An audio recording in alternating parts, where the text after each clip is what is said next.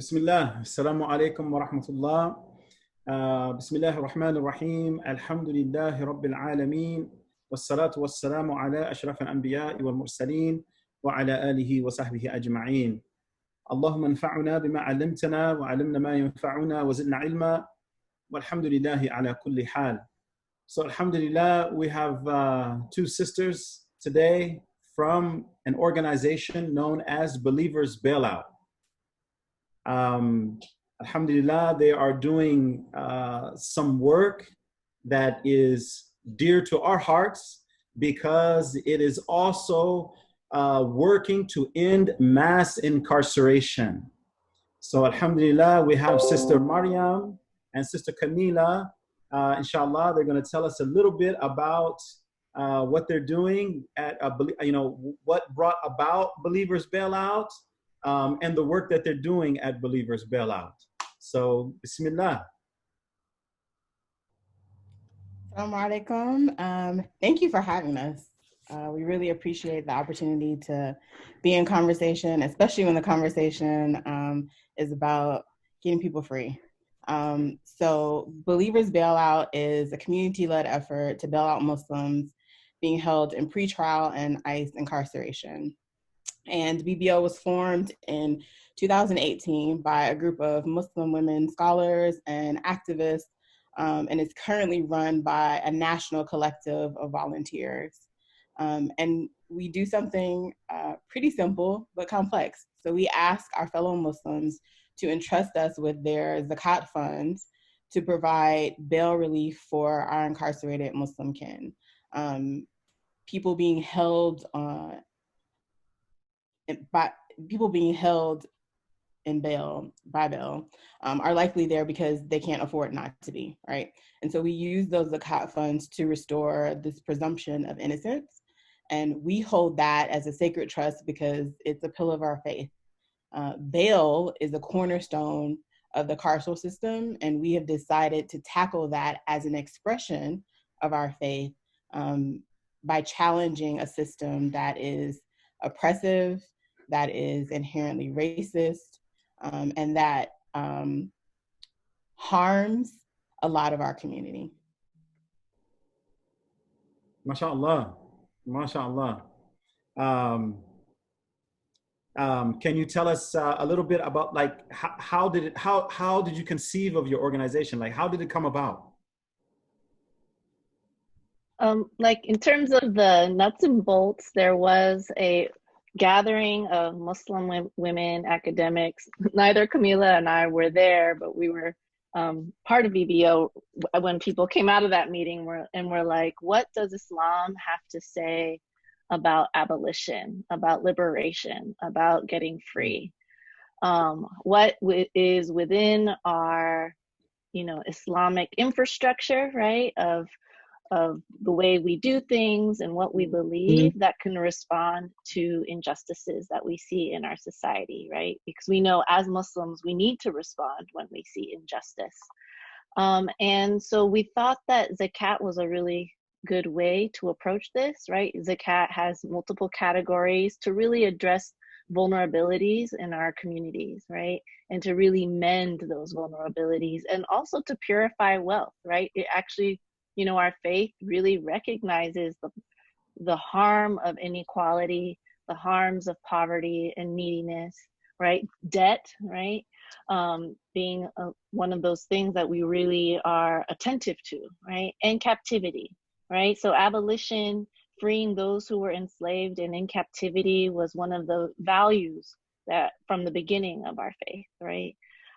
As well as accommodating strangers, travelers, right? People who are not without their kin, without their relations, who need the support of a community to welcome them, right? We have a value of treating our guests well, right? And so the traveler is also a category for zakat. And so we felt that, we have an institution of zakat, let's use it to address an unjust institution, money bail, and the larger system of mass incarceration, right?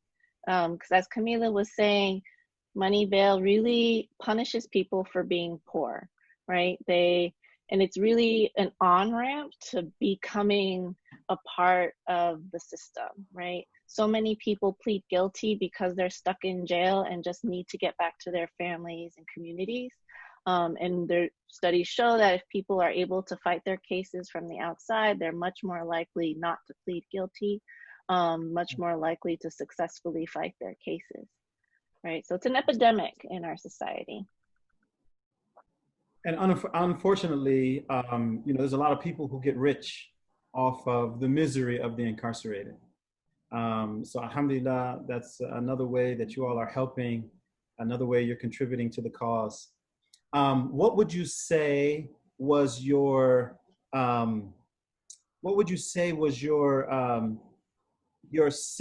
not success moment, but what would you say you have, when you talk about Believers Bailout, that you would say, this is what we have accomplished. This is the beautiful thing that we have accomplished. This is what we want to put on the front burner. This is why you should continue to support us. Wow. A lot. So I'll let Maryam talk about like some of the facts and the figures. But what I will say has kept me motivated to be involved and to try to like pull as many people as I can in is that we have worked really intentionally to build community, right? So there's a difference between saying you want to do a thing and then actually doing it. And we are marrying those two concepts and how we interact with each other as volunteers, as how we interact with people that we work with, and how we try to move through our spaces. And so for me, that is a beautiful model. And the fact that we have done that intentionally, right? To say that this space that we create within BBO, we are not just a random collection of volunteers. We are not just people who kind of believe the same thing. We are family, right? We are a community. We are responsible for each other. And we want everybody that we interact with to feel that same sense of like preciousness, right? That's something that we don't see a lot of in our communities, that we are holding someone precious, that they are valuable, and can be part of something that values them. And that for me is a big selling point of Believers Bailout, right? That we have intentionally tried to do that. It's hard, but we make strides to do that in every interaction that we have with each other. And so that is key. Yeah, and I'll give you some facts and figures, but first I also want to echo something Kamilah said. It's like actually one of the most proudest moments for me within BBO was a moment where we acknowledged the harm that some of us had caused others of us in the organization, and working through being held accountable for that harm and building our relationships even stronger after something had happened, right? Creating a space in which we could acknowledge, because we know as human beings, we are going to, we can't create a perfect world in which none of us will ever, harm someone else, right? And so figuring out within our group, right, as we speak about this to a broader public and actually practicing, sort of what we preach has been a really proud moment for, I think, all of us. So I think that's one thing that I've taken away just from being a part of this community with Kamilah and others. In terms of the actual, I will tell you, our first meeting in Chicago, where a number of us sat around a table and we're like, let's raise the CAP funds and bail people out of Cook County Jail. We were like, how much do you think we can raise? We're like, $15,000 maybe. And we were all super just like, we're not like, are we going to get Muslims to actually give zakat to bail people out of jail, right? In that first year, we raised over $100,000, right? That was a moment where we were like, my goodness, you know, like people are interested, like they just need to be told about this injustice, and you know, and then they will open their hearts, you know, and wallets to us, right, to do this work. You know, and initially we thought it was going to just be this one-time thing where we would raise a bunch of money, bail a bunch of people out, and then be like, alhamdulillah. But we also, as we started to do the work, we recognized that we needed to keep doing the work, right? And so then we became actually like a collective organization and pulled people in. And, you know, for Kamilah and I, like, this is a huge commitment that we've made in our lives. We spent, you know, we both have full-time jobs. We do other things. BBO is entirely volunteer-based, right? Like, we all just do this for the love and for the sake of Islam and for each other. MashaAllah. I didn't know that part. So I learned something just now. MashaAllah. May Allah reward you. May Allah subhanahu wa ta'ala, you know, put blessing in your work. May Allah subhanahu wa ta'ala, you know, make it an increase for you on the day of judgment. I mean, that's really, really beautiful. I mean, that's really, really beautiful. Abdul Muhammad, you want to add something, or you want to make a statement? No, I just want to follow up with you and extend my congratulations and my dua in hopes that y'all can continue this work. I've known about what they've been doing for a while. Me and Sister Maryam met last year at a Black Muslims Conference in Atlanta, and I had the opportunity to speak with her briefly. And we were looking to find some way that we, Tabor, could assist. And Sheikh Rami was able to do a webcast with them latter part of last year. And so, you know, just always seen this work. My thing of just understanding what's going on and how this is a very important situation that we're dealing with. Being myself formerly incarcerated, having to have dealt with a lot of these issues myself over the years, not being able to get out because of bail or getting out, and you know, your family having to, you know, forfeit, or not forfeit because I didn't run on no bail, but having to put up half of their property and possessions just to get me out of, you know, jail for something at times that was relatively nothing, and you know, but and within the larger context of what we were talking about, one of the things I wanted to ask was that now that you have got some traction with the bail initiative, and part of what we're talking about is in terms of the policing, and people are talking about defunding the police, things of that nature there. One of the things I really have not heard as of yet is the plan. Okay, so everybody with any reasonable amount of sense should want the police to be defunded in terms of demilitarizing these police forces that they have. But then being Muslims also, we have to remember that we're people of law and order. So, you know, we don't want anarchy in the streets because you've done taken away a means of how we govern and keep law and order. So, you know, it has to be that balance. It always has to be a balance. And anytime we take away something, we definitely have to make sure that there's a replacement for it. So have y'all heard anything within the conversations that are being had right now about plans? Because I haven't. That's why I'm asking. You know, and I know that y'all have a lot more interaction with people within these different types of realms on this level here, just to get some feedback on that and share it with some of our listeners. Okay, can I push pause right there? Yeah. I would like to just go through some history of policing in this country, to kind of bring our listeners up to speed to what the heck we're talking about first. Very good. Okay. All right. So keep that question, but just keep it on pause until I bring everybody up to speed. All right. Okay. So in 1643, you know, from just a little bit of research that I've done on this, I'm not trying to say that I'm an expert, but just some research that I've done. 1643 is, you know, some of the first laws were on the books in the New England Confederacy about refugee slaves, and the penalty for the runaway slave and the penalty for those who help them. Right. So this is very early on, 1643. And so this is legal. This is part of the legal system. And the policing part, you know, it was like posses that were sent out to, you know, capture these people in a very violent way.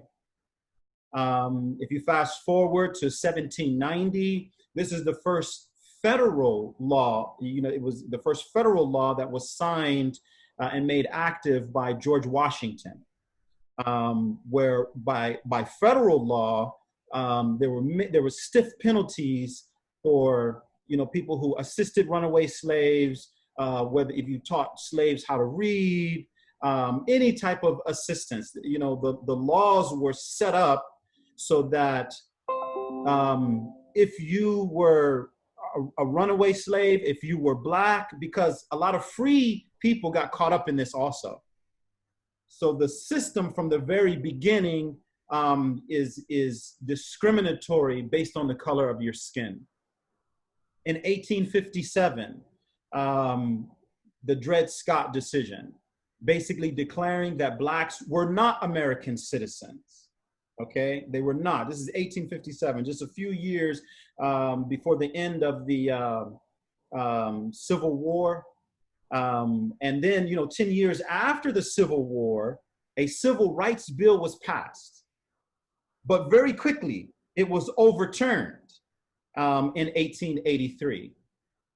Okay, so like I'm saying, from the very, very beginning, it's written into the laws. It's part of the legal system, and it is enforced against Blacks. Another thing that I want to talk about a little bit is, you know, about the policing in the North. You know, in the North, the police system was set up for keeping American Indians in check. And that's the same thing that was happening on the Western border. You know, so in the 1700s and the 1800s, the early 1800s, St. Louis was like the protected border. And the police force was organized around, you know, keeping the slaves at bay and keeping control over the Indians. In 1896, Plessy versus Ferguson. You know, this is what set the whole South up for the Jim Crow laws. The doctrine of separate but equal. You know, that this is what kept Blacks out of the educational system. It kept Blacks out of the medical system. It kept Blacks out of the financial system because, and you know, this is at a Supreme Court level. You know, we're not talking about state laws here. We're talking about the Supreme Court, you know, the Supreme Court of the land, you know, are making decisions that we still feel their echoes all the way down to today. And then, you know, from the end of the Civil War up until the 1940s, we had what was called convict leasing, where, you know, Blacks, they were considered free, but legally they were brought into the criminal justice system for minor offenses. And when I say minor, I'm talking about loitering, vagrancy, fishing, you know, selling their goods at nighttime, you know, owing someone a supposed debt. And they could be taken before a magistrate, they could be taken before a judge and ordered to pay the fine, which was an enormous amount. If they couldn't pay the fine, they were put into jail for years and then leased out to, you know, companies that were into mining, agriculture. You know, I was watching this film the other day. It was called Slavery by Another Name. It's based on a book written by, his name is Douglas Blackman. And he's a white guy from the South who started doing a lot of investigation. And he just, you know, he writes about, you know, how the laws that were set up in the South was exactly that, slavery, but it was just another name. And this was all considered legal. one of the points that he makes in his book is that, you know, there's a reasonable argument that can be made that this convict leasing was actually worse than slavery, because with slavery you have there's a vested interest. The owner has a vested interest in the welfare of his slaves. If he loses a slave, he loses part of his wealth. But with convict leasing, only thing you have to say is the convict died. Nobody is responsible. No wealth is lost. The body that's lost can be easily replaced. So this is going on in every state in the South, from the end of the Civil War. And you know, the federal government didn't start enforcing these laws, enforcing the laws of peonage until the 1920s. And they really didn't, take a real interest into really enforcing the law and prosecuting people that were doing it until the 1940s, because they were afraid of what the Japanese would say in their propaganda against the United States. They knew that the Chinese would say, how are you going to talk about civil rights? How are you going to talk about being civilized? And you have millions and millions of blacks there that you treat like animals. That's when the federal government wanted to do something about it. This is the 1941, the beginning of Second World War. A lot of blacks went to the Second World War. They fought in Europe. And then when they came home and they were still being treated as second-class citizens, they began to rebel. They began to stand up. They began to rebel. So there were riots. There were, in different American cities. And so this is what led up to, what we will call today the militarization of the police. This is where it began. I'm reading this book right now, and it's called The End of Policing. And it's talking about the Los Angeles police, Daryl Gates out here in the 1950s into the 1960s.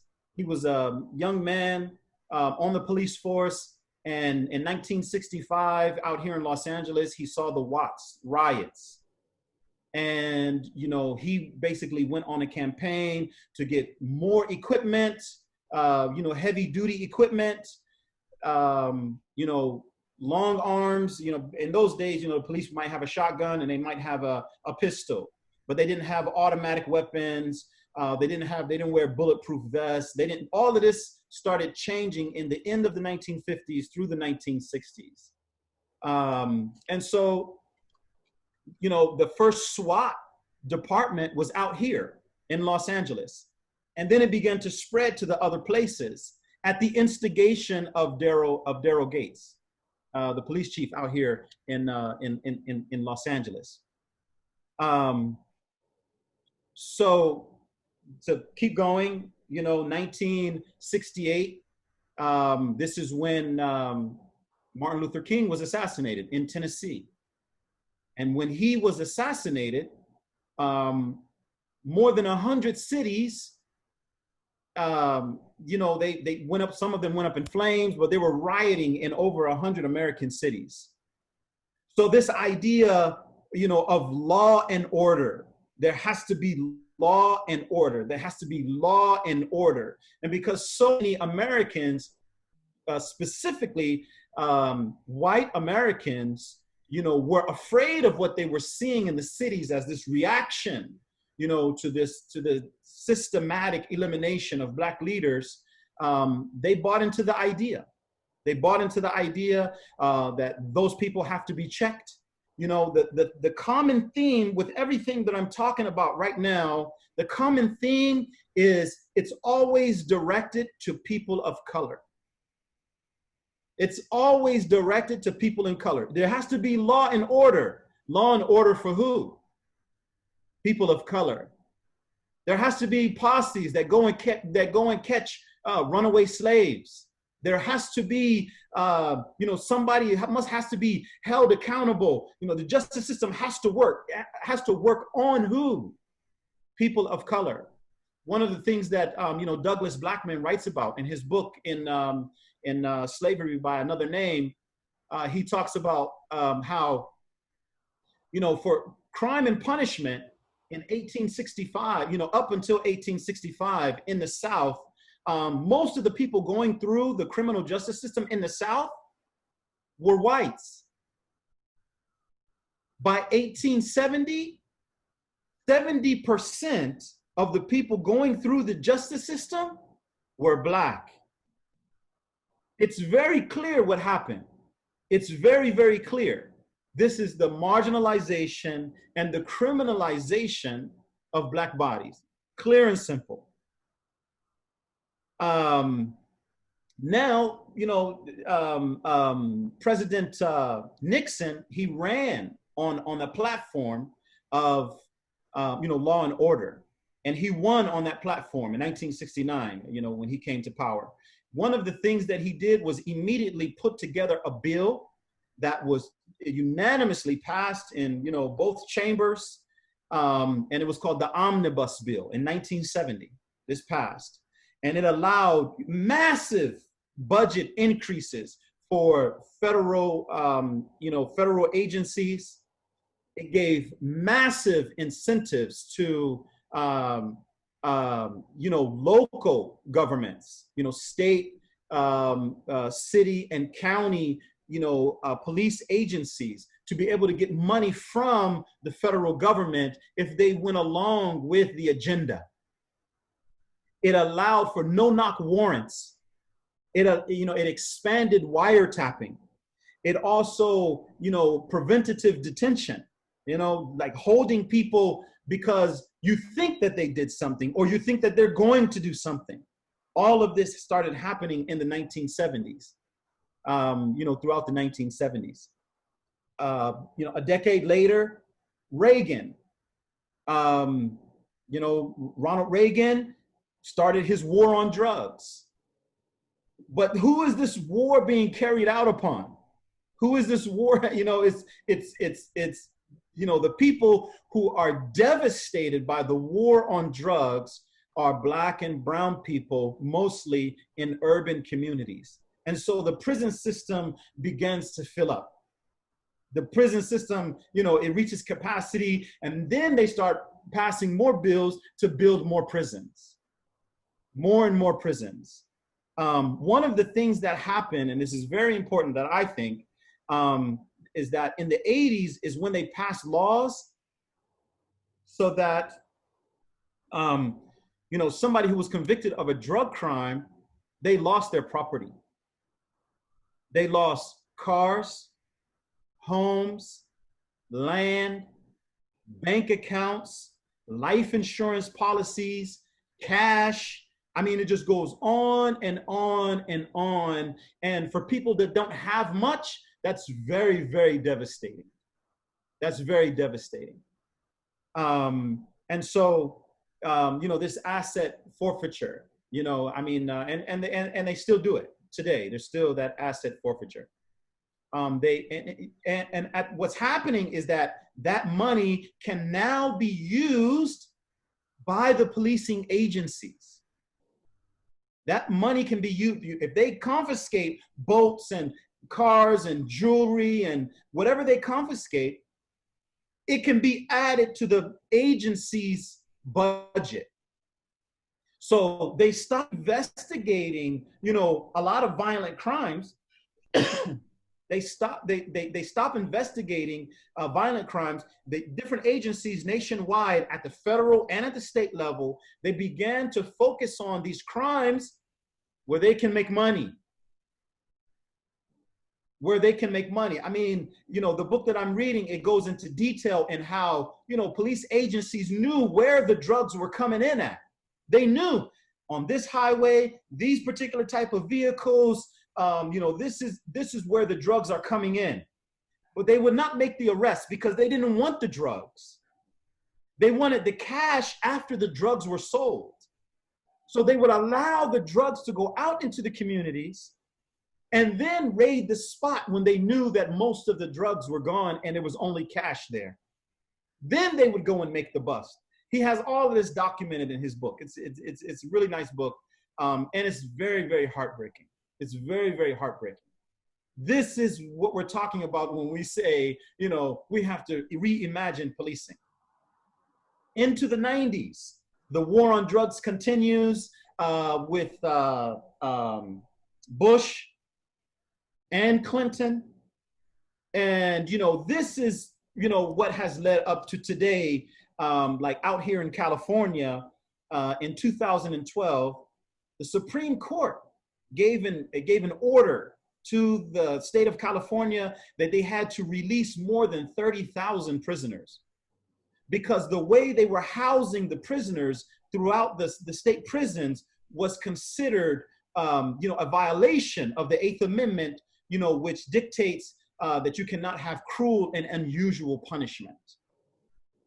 So the Supreme Court is telling California, you have cruel and unusual punishment in your prisons because they're overcrowded. They're not getting mental health care. They're not getting biological health care. You know, they're catching diseases and they're getting sick, and, you know, so you have to let them go. So now it's reached a point where we don't have a choice but to reimagine policing. And so that's one of the things that California is working on. They're taking a lot of their budget. Instead of building new prisons and, you know, expanding the existing ones, they are taking some of the laws off of the books that were felonies and they're making them misdemeanors. They're letting people go from prison. They want more community-based organizations to come in and help with the problems, you know, give them mental health care, et cetera, et cetera. And so that's just a summary. I just want, you know, the audience to know, you know, this is the history of the law and policing in America. Okay, it's not just about law and order. It's you know, it's baked in injustice. It's a big problem, and inshallah, I would like to hear what you have to say about solving that problem. And I will say, I'll just, you know, start off with this. I would say, I think, Sister Kamilah, I heard you say last week that reform is not going to get it, right? It's systemic, it's endemic, it's you know, it's too tied together to injustice, racism, bias, right? It's too baked in. So it has to be dismantled and something else put in its place. And I really like that idea. I totally agree with you. But like Abdul Muhammad said, like, where do we go from here? Like, what do we do? What are the ideas out there? What, you know, where can we start at? So now the floor is yours. Bismillah. Bismillah. So yes, you're right. I think the history that you laid out just impresses that point even further, right? So at every point when there has been an outcry from the public around the need to reform policing, and it has usually been the consequence of an extraordinary act of violence, right? Not even just the daily violence or the daily harm that Black and brown communities have become used to, but an extraordinary act of violence. Usually, then there is an attempt to reform the police, right? And the history you laid out, like every single time there's been a new measure. And what happens is there is more money thrown at police departments. Sometimes there are community panels put together, but all it ever is an attempt to assuage people's anger at the moment, right? Because you're not really getting at the root of the problem, because like you've established, the root is rotten, right? The very idea of how policing operates in the United States has never been about the safety of communities. It has never been about ensuring the well-being of just regular folks. It has always been primarily focused on the protection of property and wealth. for those who have property and who have wealth, right?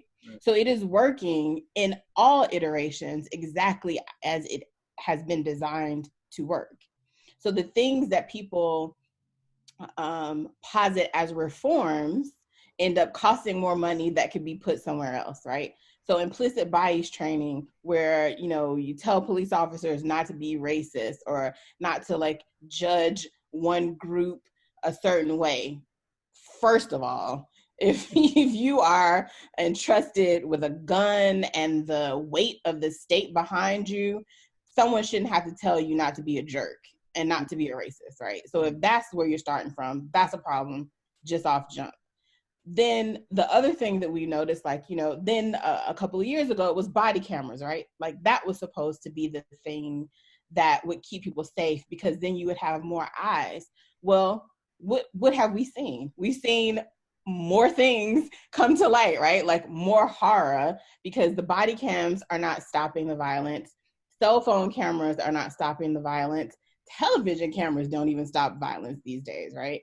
So that is not the thing that is working. So if all of these things don't work, then we have to reimagine something different, right? And so abolition sounds like it is something scary to people, and the idea that, you know, that there is no middle ground between policing and this idea of law and order and anarchy is not true.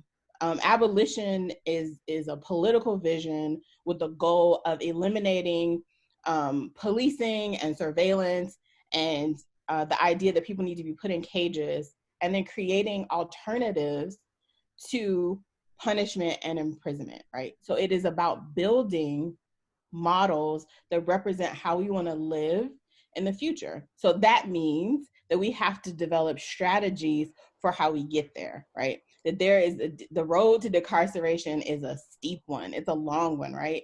And there is no one quick fix that is going to work for every community, because every community is appreciably different. So it looks different in Atlanta than it does in Chicago, than it does in the Bay. Every community has different issues to deal with, which is why the models that are successful are community-based, right? But defunding the police is like a simple thing to do. Like it's a simple step to take in this vision, that you take all of the billions, I'm not talking about hundreds of thousands, not millions, billions of dollars that are put in police departments for them to do what, right? So if the police actually did, you know, the whole law and order thing, then we'd be living in a completely different world. But they don't. So the idea that police are preventing crimes, that's not true. The idea that police come into communities and respond when harm has been, has been occurring, that's not true. Black folks know that. We know that inherently, right? If you just take a quick poll of all the Black people you know and ask them when the last time they called the cops, come on. Like, that's, you know, and it's for two reasons, right? It's one, because we don't expect them to come and solve anything, and two, because we can't be sure that when they show up, they won't shoot first, that they won't, you know, they won't see us as a problem first, right? So then we have models in our prophetic tradition of how our communities should look. So to answer the brother's question, the very idea then of law and order has to look different, because you can't demand something from communities, from folks and communities, if you have not provided them then with just the basics. So the idea that you can say, that you can, in Islam, our relationships are reciprocal, right? Being part of a community is a reciprocal relationship. We have rights over each other, right? Even just providing bail as zakat, using zakat funds to help those in need, that's a right that people who don't have the money have over us that do, right? So if we have rights over each other, that means we have duties to each other as well, right? And so you can't demand that people act in a certain way without providing them the basic things that they need in order to act the way you would like them to do, right? So you can't establish a rule, but you don't give people the basic things they need in order to follow it. Just as a example of the moment, right? Like masking. You want people to wear a mask, right? And in certain communities, they've said, if you don't wear a mask, we're gonna fine people. Well, who's getting fined?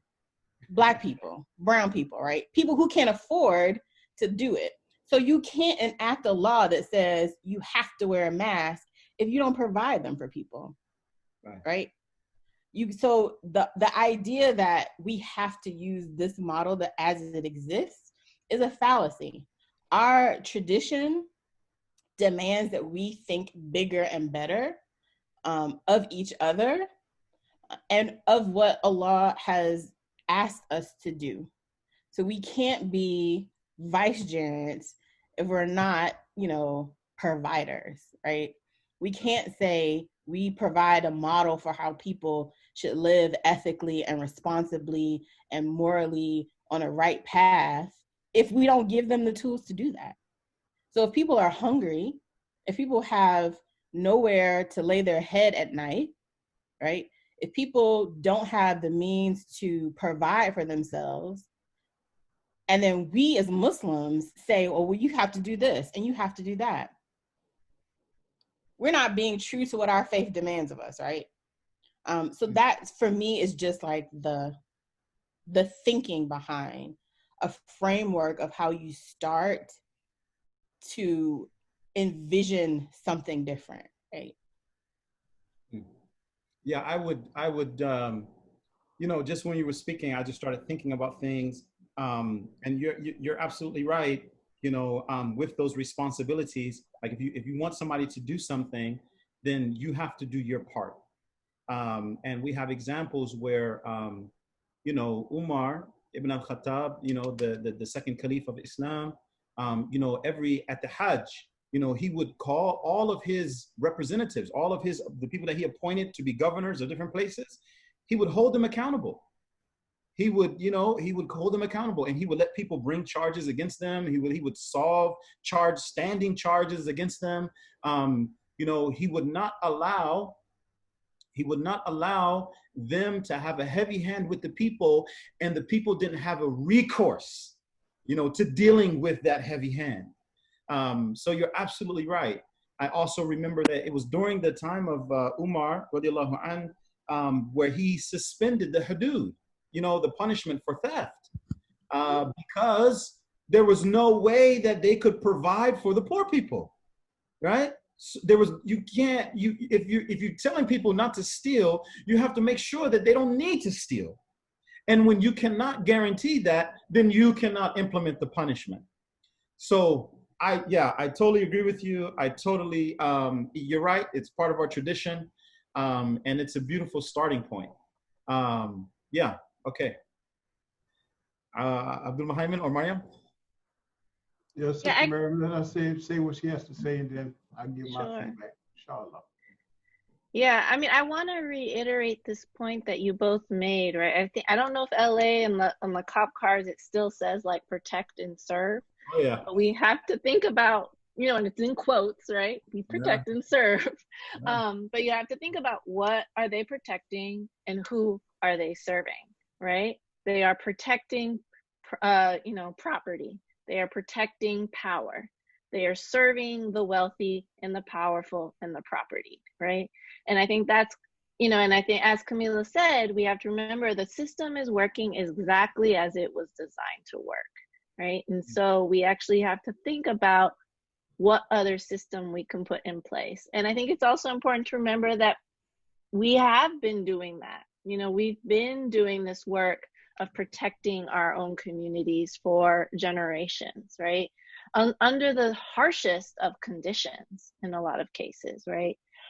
Just to give you an example about Chicago, Chicago's always used as the example about like black on black crime, gun violence, this, that, and the other, right? And The city of Chicago spends $6 million every day on its police force, right? $6 million a day. Wow. Can we think about other ways to use that money, right? For sure. Over the last decade, they closed like 50 schools throughout the south and west sides of Chicago predominantly, right? The places where all this violence is happening. They've been trying to close hospitals. People in the communities have been fighting really hard to keep their hospitals open throughout these areas, right? Schools closed. Do we see like an uproar like we're seeing around people making about defunding the police, right? Closing a police department down, taking a little bit of that $6 million a day. The part of the project that, you know, Believers Bailout and others who we're working with are trying to put forward is actually, we have to get the cops out of our brains.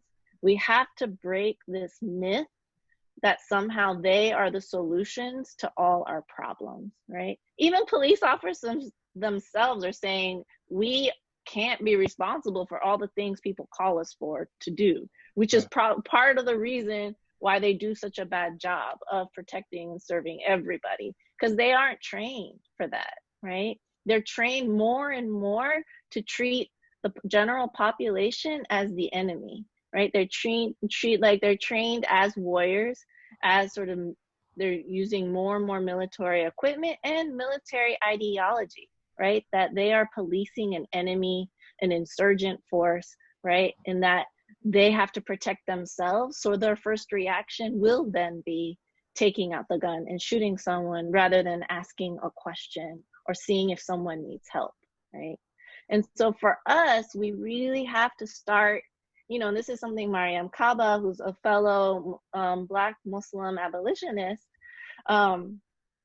saying that we have to get the cops out of our heads, right? We have to be able to imagine a different kind of world.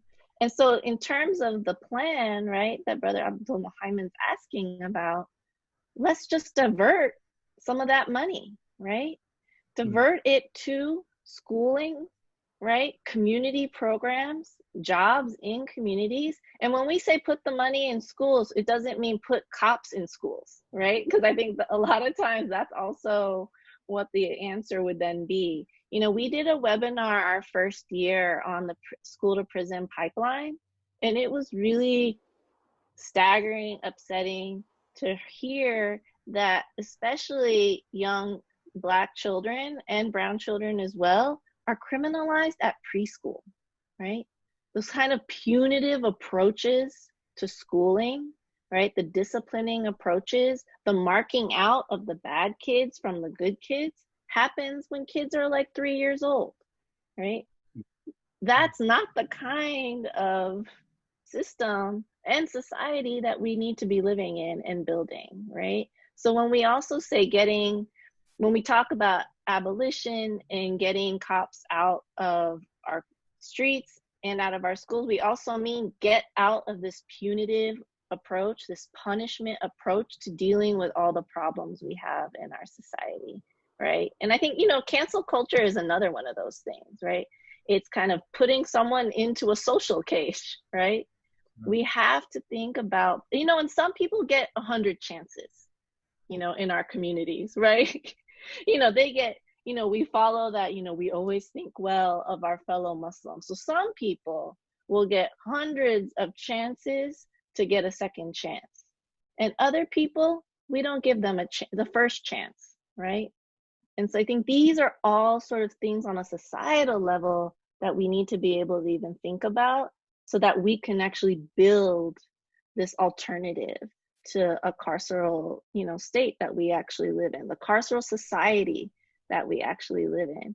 But, you know, and I think people always expect like the abolitionist plan to be laid out really smooth and clearly thought out, as if we haven't been living with the policing system for centuries, right? And that still isn't working, but we keep giving it more and more money and more chances, right? But rather we actually need to, you know, give ourselves a couple centuries to figure out this other alternative. Although, you know, we already have a lot of answers, right? We can already put a lot in place.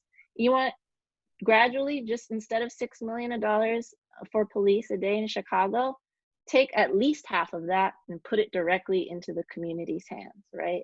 And let the community decide what they need, right? And then that goes back, right, to if you give the community those tools, if they have the money to buy diapers, to buy bread, to buy the clothes that they need for their families, then they're less likely to break a law to get those things, right? Or even the system of like what we consider to be infractions, right? Like Right. things that we criminalize. We criminalize homelessness, right? People literally, cities literally take measures to keep people from sleeping in certain areas, to hoard people up, and their crime is not having anywhere to go, or criminalizing people because they don't react well to the violence or the potential violence of police, right? And what I would say is Black Muslim communities in particular have always had alternative ways of being that did not rely on policing. One, because we knew it didn't work, and then two, because when you're thinking about who you are protecting yourself from, for the most part, we're protecting ourselves from the police, right? Who we are worried about is state-sanctioned violence, right? So when I was, a preteen, a teenager, walking through the streets of West End, I was good. I'm good money in neighborhoods that people thought was violent because I was Muslim and our Muslim communities made sure that we were safe, right? So I didn't have to worry about the people in that neighborhood. I did have to worry about the police yanking my brother off of the street, right? So if you even think in terms of what are you trying to provide in your community? What does safety look like? Who do you need to be safe from, right? Because the idea then is not to recreate policing as it exists now in our Muslim communities and spaces. We don't want to say, we don't want police, but then we turn around and recreate something that looks just like it, right? So that we have, armed people in masjids, and we have like systems that we set up that just mimic what policing looks like. And I'm not saying that people don't need to be able to be safe and to ensure that in whatever way is so comfortable for them. What I am saying though is that it's appreciably different. And we when we think about who we need to protect our communities from, then the answers to that should dictate what we put in place. So if it's I don't feel safe in my neighborhood because of some violent element, then the work you need to do is at a community and neighborhood level, right?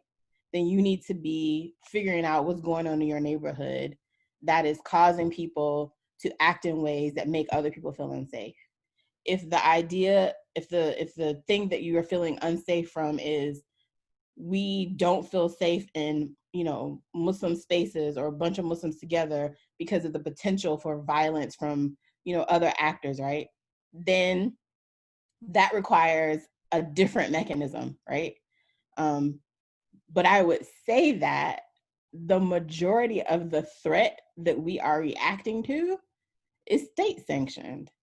It is either direct violence or it is surveillance. And all of those things operate in the same ecosystem. So when we say policing, we mean the actual police.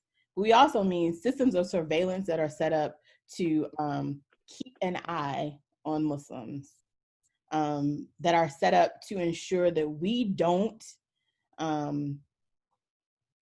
do things that make other communities uncomfortable, right? And that happens in several ways. I should just acknowledge that we're in the middle of August. It is Black August, right?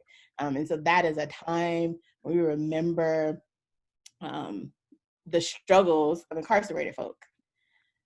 And no group knows more than Black Muslims who have been incarcerated what that feels like, right? And any freedoms or any rights that prisoners have on a whole are owed to the struggles of Black Muslims, right? And so we're talking about an entire ecosystem and how it operates.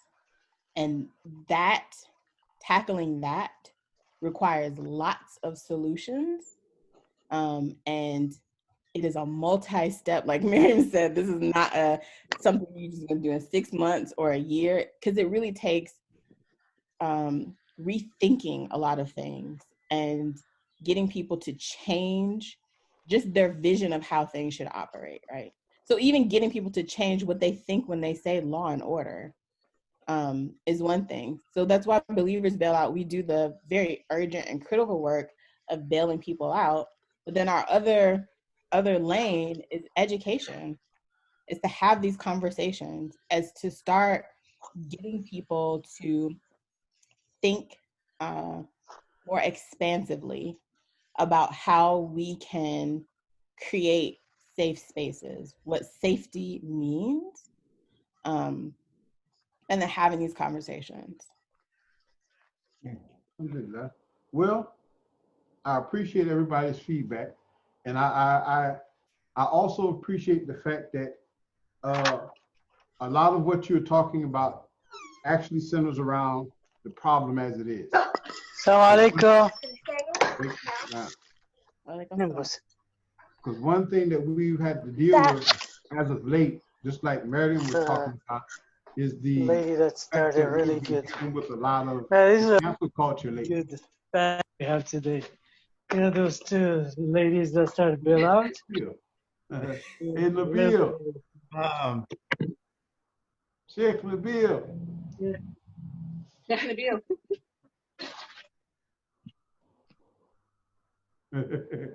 There we go. That's for the table co-founder, Sheikh Nabil.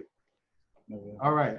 But anyway, and within all of that, just like you're talking about with the cancel culture, the idea that people have gotten attached to is that we need to always look outside of ourselves to find our safety and security, et cetera, et cetera. So this is my piece that I would add to that, because one of the things I have been noticing a lot lately is that we don't want to be responsible for anything. It's a lot easier for us to take all of the problems that we're having, dump it off onto someone or something else, and just keep going. Even in terms of how we've been dealing with this pandemic as of late. You know, it's like everybody just wants it to stop. Like, you know, the idea of it as itself is too much of a burden for a person to understand that, hey, every so often, every 100 or so years, humanity goes through a period of time where there's some type of disease that comes along and it wreaks havoc on the society. One of the only things that has really helped us at this point in time where we're at in our history as human beings is that we have a little bit more medical knowledge than we did 100 years ago. So it's not as devastating to have to deal with that. But at the same time, it's a problem nonetheless. Now, the same thing with policing, because like for myself, since all of this happened after the murder of George Floyd and the country got into this state, because right now we're kind of seeing it wane off a little bit, but we're still in that emotional period. So, you know, a lot of the things that are being said and talked about hasn't really been thought out too well. That's why I asked the question. And not saying that y'all haven't done it, but I just wanted to get the conversation open because you don't hear people talking about it. The only thing is just the idea. It's not a solution. And this is one of the ways that we always get lost, because when we come back later on, the thing was, we were looking for the solution from the people who were part of the problem. So again, it brought us back to the same point where we were at again. We didn't really solve anything. We just shifted the responsibility again because I didn't want to deal with it. Okay, myself, I've been on a review board for the police department here in the city that I've been in. And as we're going through the process right now, I'm noticing and still hearing some of the same conversations.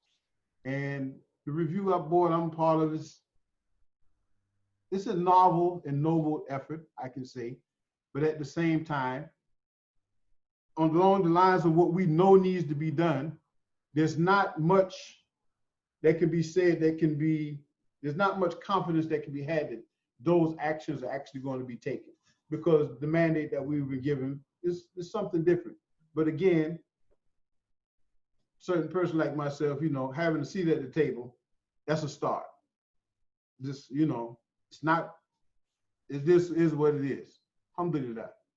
But a reminder that I want to give the people in terms of what y'all talked about, and in terms of like what you talked about, Sister Kamilah, like with the West End. I went to Brown, by the way. Okay. The thing that we need to remember is that we took responsibility for ourselves in that community. My father took his shahada under Imam Jamil. I'm well familiar with the entire West End, all up, down, all over that place. I done walked every last street at least 100 times in my youth, back and forth. Like you say, all different times of day and night, and there was never had any concern or problem about somebody doing something to. But going forward, one of the things that I would like to put on the table here, just to get people to think about and start, inshallah, this could be a piece of fodder for future conversations that anybody may have, is that we actually really have to start being more concerned with having a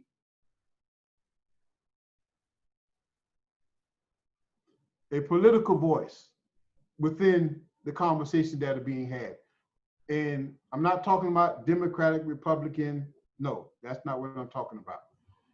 If any of us understand anything about the systems of government in this country, there are two major entities outside of corporations that run the political discourse in this country. Those are lobbies, those are political action groups, or political action committees. Okay? Community-based organizations are great because they help the people on the ground. But having a political impact, having that ability to control and conduct the conversation in the direction that you want it to go is very essential.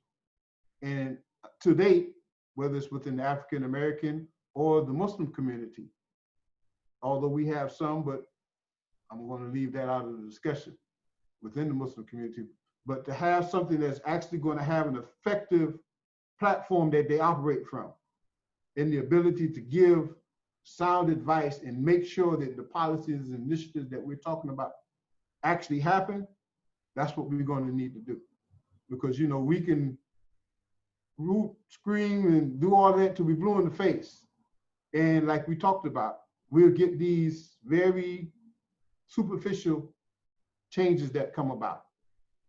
And one of the things, again, that we have to remember is that it's not hard to take control of your situation here in this country. We could do it much easier than we could do anywhere else in the world. But people have not been educating themselves enough in terms of how to make that a reality for them. So that's just something I wanted to throw out there. I appreciate your comments, okay? But I'm not going to take no more of the time. I want y'all to continue on with your discussion. If I can, I just will push back a little bit on some things, just a little bit. So what I will say is this. I think that distance from history sometimes gives us the ability to think that the way things happened in the past were more coordinated and organized than they actually might have been, right? And I say this as, somebody who was not alive during the civil rights movement and is just the beneficiary of those types of things, right? But what I know from my mother and my grandparents is that what is happening now looked kind of the same then. So you need people at all levels of engagement, right? First, the electoral system is not even accessible for all of us, right? For a lot of reasons. So you need people in the streets protesting and raising their voice, doing it that way. You need people helping them, right? Kind of behind the scenes, looking at the big picture of things. You need people at all levels of engagement, and you can't discount any of them because it all has a cumulative effect of pushing an issue forward, right? Because if those people are not out in the streets, and the thing is, the news media may not be showing you this, but people have been there. They're still there, right? People are still in the streets every day in cities across the United States. They just have moved the focus, right? But if those people didn't start, and then we're talking about like in Ferguson, right? If they didn't start doing this, then we would not even be having these types of conversations the same way now, right? They have been able, through their in the street action, to push conversations to the center of people's consciousness, right? And that same thing happened, during the height of the civil rights movement, where people seeing people in the street being brutalized, right, on TV was a thing that drew it into the public consciousness of a lot more people. So I just will say, you need people at all. You need the rah-rah people in the street, and you need people at all levels of engagement. There are things that everybody can contribute to something like this. And the other thing that I would say is that,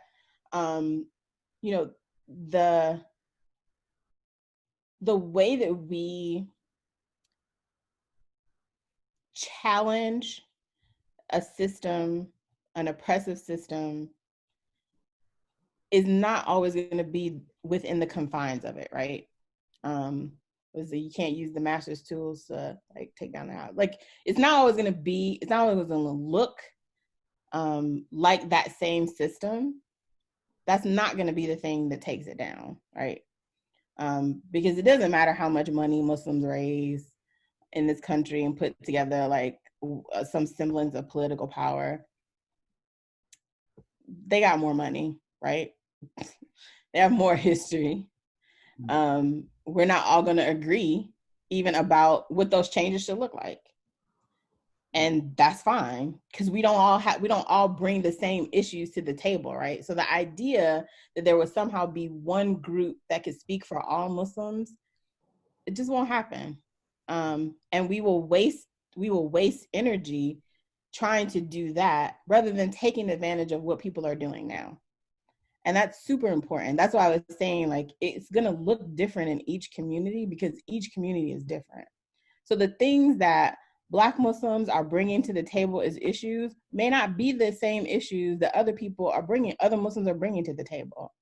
And at some point, we got to be cool with that and be like, all right, that's fine. We still all going to push for what we believe to be freedom and justice. And it can look different than kind of the established ways, because people telling you this is the way you should protest, this is the way you should make change, this is the way you should work to really get attention, all that sounds to me is like, this is the way you do police reform, this is the way we get you to be quiet, this is the way we get you to throw you some bones and assure that you don't ever do what you're really trying to do, which is get free, right? And that just, it doesn't work. Okay, here's my pushback. I follow what you're saying. And in terms of what you're talking about, I agree. Okay, because just like I say, within the grassroots organizations that we have, they're necessary because they're there for the people who need them on a day-to-day basis. You see what I'm saying? But then they're also, it's a tiered level of interaction that we have to work with within society. Okay, and one of the things that oftentimes as a group of people, whether African American or Muslims, that I've seen that we've missed the mark on a lot of times in terms of how we're engaging with others is that we tend to believe that there's this monolithic group of people who have this uniform vision and purpose. And that's not so. Now, within terms of religious reality, there should be a sense of unity opposed to the uniformity, because we have a problem within our community as well, with people thinking that everything's supposed to be the same. We're all supposed to do everything in lockstep, and that's never been the case, okay? But at the same time, the reality of what we're dealing with is going to require us to go a little bit further than the previous generations before us did, okay? And one of the things about the civil rights movement of the earlier period that they had, and they were working on, and they were getting stronger with, in terms of what Dr. King was doing before he was assassinated, and in terms of what Malcolm was doing before he was assassinated, is that they were working on making sure that they had a political base that they could work from. It wasn't enough just to stand up and protest, because now, once I got you at the table, I have to have a plan.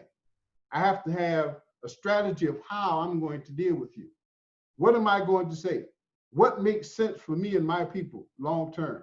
And true enough, we don't have anyone, whether it's within the African American community or the Muslim community, that we can look to within this country and say, yes, this is a leader for us. You know, everybody has their own little pockets and own little small specialized groups that they're dealing with. But again, that's a problem. Because religiously, we should have a unified front that we present to people in terms of how we engage, how we interact, whether it's within our African American community or community of other people of color, or whether it's as Muslims as a whole. Because, you know, one of the things Rasul said, what Saddam told us, if you're on a journey, there's three of us, somebody's supposed to be the Amir. Everybody can't have an equal voice in the decisions and things that are being done for the group. I mean, if we do that, then we're never going to make a decision, because everybody's decisions are going to carry equal weight. And nobody's going to agree. After some point in time, somebody got to be like, okay, appreciate your input. This is what we're going to do. And we have to stand behind that person. We have to move out on that. And that's what we did with our leaders at previous times. But I can get into more things. We're going to divert from the conversation, because I don't want to get into the individualism and all this other stuff. And, you know, that can just go on for days. But again, we got to make sure that we're carrying this out from all angles, and we have to do it intelligently. It's not enough just to come and say, I'm mad and you got to do something about this. Okay, I'm mad, you need to do something, I need my get back, but at the same time, like we talked about earlier, I need to be making sure that I have things situated for me and my people that you're not even a part of. I don't need your input on this here. And with a lot of the more successful communities that we've seen across this country and movements, it has always been established with the fact that there was a sense and there was a reality of independence that they were working for, even though they were here and they had to be a part of what was going on.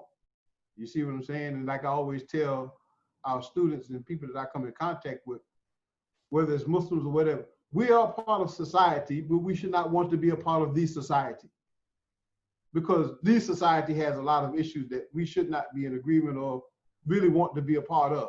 You understand what I'm saying? But this is our country. This is where we live. So we got to make sure that we stake our claim, get our area, just like everybody else does. But we have to make sure that we're doing it with, we got to have a plan. It's not enough just to say, I want. You got to have a plan about what you want, how you're going to use it when you get it. You see what I'm saying? Because we always got the joke amongst ourselves, as you know. You give brother and sister now 40 acres and a mule or whatever they're going to give you that's going to be the equivalent of that. How many of them are going to have money at the end of the year after that first year is up? Or whatever it is. And this is just a reality we got to deal with. We got to get our thinking in a much more forward path. You know, we're a little bit too far out right now. We all over the place. I take your point. I understand that. I will just say before Maryam jumps in that leaders get assassinated, right? So every leader that you are mentioning, they were killed. And when leaders are assassinated, no, I'm just saying, leaders are assassinated. I mentioned Black August. We have leaders in jail. Imam Jamil is in jail right now, right? Yeah. Leaders are targeted. They are assassinated. They are in prison. They are tortured. right? And what happens is if we rely on individuals, then it dissipates every time, right? So I am fine with us having people who are taking leadership. I'm not fine with us putting them on Front Street. We don't need any more people to have to be the person to bear the entire weight of this system, right? We need multiple people, right, to be able to do this, so that if somebody is targeted and they are assassinated or they're in prison, somebody else is right there to step up and take that weight. Believers bail out. The work we do, we intentionally do it as a collective. We intentionally don't have a spokesperson or one person to do this weight, because if Maryam or I have to be shifted out of this, we want to make sure that people keep getting that help, right? People keep doing this work. So we're not relying on that model, but I do take your point. I'm just saying, don't think that just because people are in the streets yelling and doing the rah-rah that they don't have a plan. And sometimes it is for people who are more well-versed, right, and who have those tools to help them figure out their plan, to help them articulate their plan, right? So I just don't want to discount, I don't want to discount anybody's actions in this, because everybody has a part to play, and I don't want us to set up to think that we need to have one person that we can look to, because we have seen what they do to those people. I don't want that for nobody that I care about. And I would say that is actually one of the lessons that Brother Malcolm taught us, right? He taught us two things about leadership. One is be careful about becoming too subservient to your leader, right? Because they might betray you, right? And the second thing is that what Kamilah was saying, we have to be able to build movements that if one falls, the movement keeps going, right? And I think those are two really important lessons. He said, go to the people, the leaders will follow, right? And I think that's something, that's why we do the education work that we do. That's why we do the bailout work that we do, right? We believe, and that's why we work really closely with Taiba as well, and admire the work you all are doing, because you all are people who have felt the pressure of the state at its highest, right? Those who are incarcerated have a lot to teach us about how the state really functions, right? And so I think that's also really important for us to think about. We also have tons of people have been planning, right? Just look at the Organization of Afro-American Unity's plan, right? That never got to be implemented, partially because the state didn't want to give the community control over itself. Again, remember, it's working exactly as it's supposed to, right? The Black Panther Party, great 10-point plan, right? The Red Nation, an indigenous activist group working right now, also building upon the Black Panther Party's plan, has a 10-point plan, right? We have the Green New Deal, right? There are a lot of plans out there. And I think it is about getting the masses of people educated about these plans and invested in these plans and pushing for these plans, right? And however we're going to push for these plans, whether it's in the streets or in the lobbying or whatever. Another lesson from Malcolm, when he talks about the ballot and the bullet, you know, I think people often forget that the ballot is the bullet in a lot of ways, that when you are a registered voter, you are locked and loaded, right? And you get to determine what you do with that vote. And, you know, and I think it's important that we think about voting in relationship to the prison industrial complex, right? The fact that so many people no longer have the right to vote, right? Who lose that thing, right?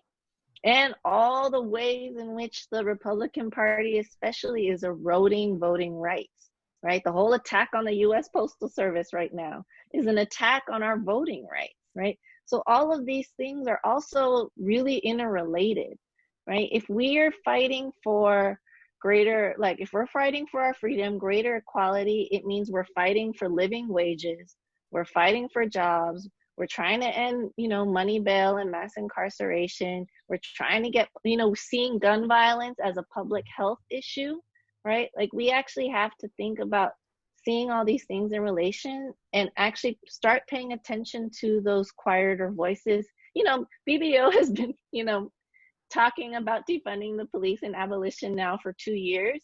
but it's only now people are starting to kind of be like, wait, what y'all been saying, right? Because like, you know, but because we had been doing the education, because we had been doing the organizing amongst ourselves, we were ready for this moment, I think, in a way that a lot of other Muslim organizations, present company excluded, weren't, right? That we were ready to come with the answers.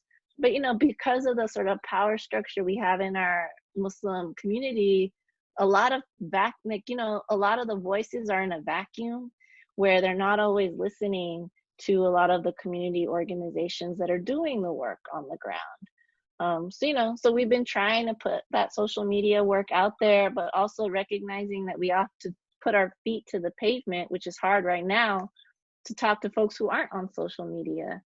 So, I mean, I think we're all sort of saying the same things in terms of we have to be working on multiple levels and getting voices out there. But I think we also really can't discount the just everyday organizing, educating, and being out in the streets that the young people especially are doing right now, right? And I would say that's a continuation, for me at least, of what Black Muslim communities have always done. So I always say that I don't want people to get hung up on abolition as a academic term and discount what it means, right? So I don't know if, you know, the folks in the West End community when I was younger would have called themselves abolitionists, but I firmly believe they were doing abolition work, right? And so our charge then as believers bailout is to have those conversations that Maryam was talking about, right? To not let there be impediments to us talking to each other, to us building community with each other, right? Being able to have the back and forth in ways that that leave us all with something that we didn't have when we started the conversation, right? That enhances it to make people want to further engage in it as a concept. And for me, it is of the utmost importance that I continually say whenever I have the chance that this work we're doing is a continuation of work that Black Muslims have been doing for decades, right? That we are a continuation of that they have laid a groundwork, a framework, and we are continuing that work, right? This is not new. People have been doing this for a long, long, long time, right? And so the situations that we see may look different.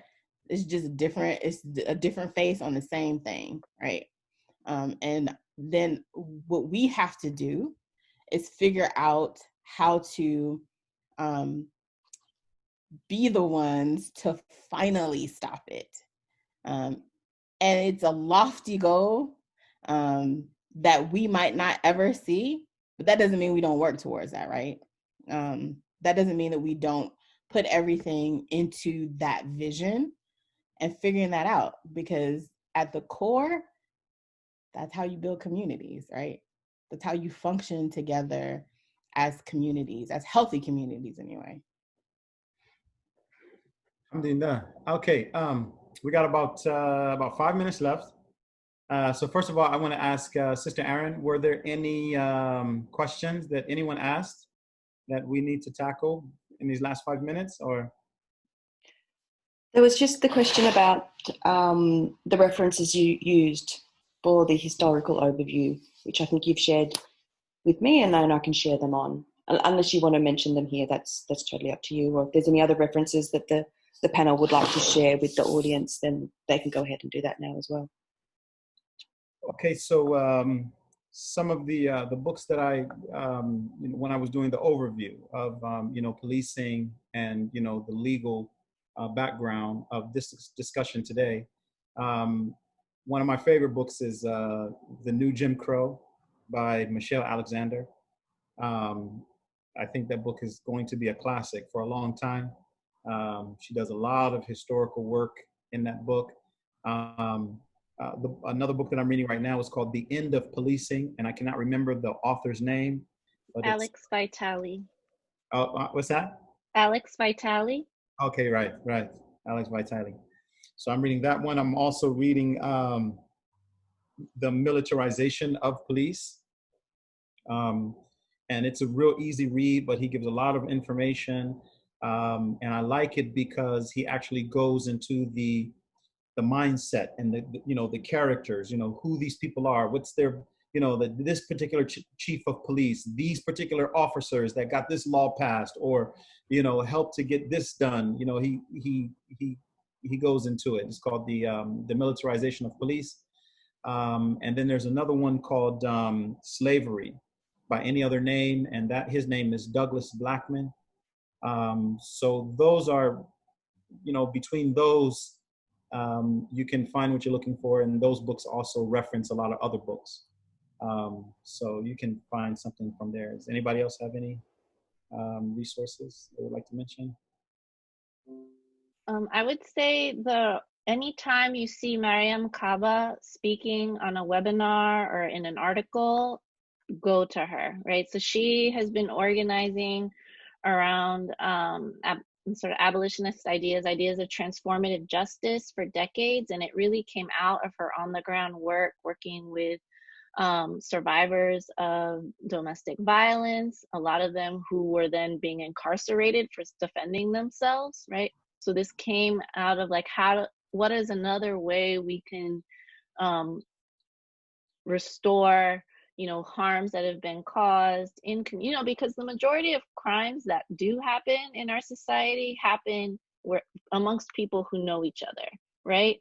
And more often than not, you want to see another alternative than putting them into a cage, right? And so transformative justice models are really about not only restoring relationships and repairing harm, but also about creating a transformative, like transforming the conditions that led to those things happening in the first place. And I think that's really the part that our criminal punishment system just gets absolutely wrong, right? Absolutely. It never addresses the source. Something that I'm finding in every single book that I'm reading, every author has identified that as the root cause. When Nixon came, with his crime and punish, law and order agenda, they never looked at what are the underpinnings of the problem. They never looked at what are the long-term problems that's going to come up. They never looked at the constitutionality of the problem, like the no-knock raids. A lot of people think that that's normal. It's actually not normal. There were a lot of people that stood up against it, but a lot of police departments found it in their favor. They found it in their favor to be able to do that. So, it became the norm. And every presidency after Nixon made the same mistake. They never looked at what is the origin of the problem. They just capitulated to the fears of the white base, the white base. Lock these people up, make us safe again. And they never looked at, why are people rioting? What is the problem? What's going on? What caused this problem? So I think that was. And they manufactured that fear to begin with too, right? Because actually crimes were going down and spending on crimes were going up, right? And they really flipped the causal relationship between poverty and crime, right? That they thought that crime and disorder, like people being like culturally backwards, caused poverty, when it was actually poverty and not having the things people needed was what was causing people to break laws in the first. So they flipped the whole thing. They made a cultural argument and said, we need to control these people, right? Because they're doing all these things, when it was actually the reverse, where it's like, people are poor, people don't have the things they need. This is why crime happens. So if we actually gave people what they needed, crime wouldn't be happening, right? The majority of the time. And I think that's also the thing, we've also built into ourselves this idea that there are bad people, right? And that they're always going to do bad things, right? And we have to, you know, and that's not Islamic at all, right? Right. And so we actually have to really talk about the fact that people are inherently good and will do inherently good, you know, our fitra, right? If we are able to have the things that we need to survive, right? And to live and flourish, right? So people do bad things. They might break a law, right? Which might not even be bad in the grand scheme of moral universe, right? They might be stealing a piece of bread or some diapers, which in the moral universe isn't a wrong thing to get what you need, right? But it's a breaking a law, right? Alhamdulillah. So, any last comments, Abdul Muhammad? We're actually out of time. Well, just to speak to what Maryam talked about and what you said as well, this also goes back to the fact that we have to find ways to reclaim control of our situation and stop ceding control of our situation to others. You know, although the actual carrying out the act can be relatively easy, the task itself is going to be difficult because we're still going to have to work on a lot of internal factors that are keeping us from actually realizing that, hey, I need to be more responsible for myself, my family, my people, my community, et cetera, et cetera. And I need to stop looking outside of myself to find the people and the solutions that I need to my problem. And as Muslims, we should remember that we do have the answer to these situations. We don't need socialist agendas, nationalist agendas, or any other type of agenda to help us get what we need. We got it. You know, we have to take advantage of it and use it properly and wisely, but it's there. And bi'idhnillah, we'll be able to do that with Allah's tawfiq and His permission. Inshallah. Yes, go ahead, Kamilah. Oh, I was just saying, inshallah. Inshallah. Like you said, we all we got, and we got all we need. Alhamdulillah. We ask that Allah subhanahu wa ta'ala make it easy. I want to thank you, you two, for coming on today. I know I kind of, believe it or not, when I first got in contact with you, I was thinking about that Thursday. I think I sent it to you on Monday or Tuesday, and I was going to ask you for that following Thursday, but then I said, no, let's just take it out of the week. So, but alhamdulillah, you came on. I appreciate it. The discussion was very rich. And inshallah, as we start, you know, solving problems and, you know, coming up with different solutions, you know, I think we need to do a lot of, you know, cross-sharing and collaborating, inshallah. So jazakallah khairan for coming on, and inshallah, I look forward to the next time we can do this. Inshallah. Thank you. Thank you so much. Thank you for coming. عما يصفون والسلام على المرسلين والحمد لله رب العالمين برحمتك يا أرحم الراحمين وصلى الله على خير لكلكه أشرف الأنبياء والمرسلين حبيبنا وشفيئنا ومولانا محمد وعلى آله وصحبه وبارك وسلم تسليما مباركا كثيرا. Okay, شكرا. السلام عليكم ورحمة الله. وعليكم السلام.